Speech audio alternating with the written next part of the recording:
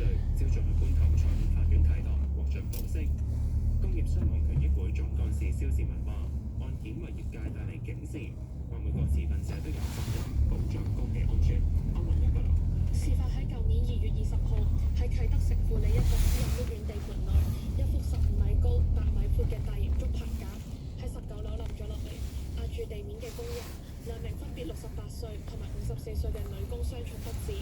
另外一男兩女工人清醒送院治理。案件原被列作工業意外，但經進一步調查之後，警方今日改列案件為誤殺案，並且喺牛頭角同埋將軍澳分別拘捕一名48歲地盤棚架男管工同一名58歲地盤棚架男工人，兩人合共被起訴2項誤殺罪。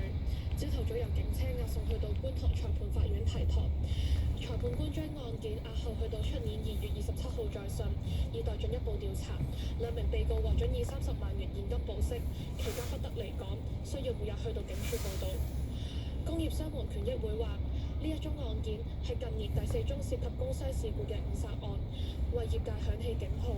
總幹事蕭志文話：以往管工或者工人被控誤殺嘅情況相當罕見，體現咗案件嘅嚴重性。又話今次案件為相關人士帶嚟警示，了解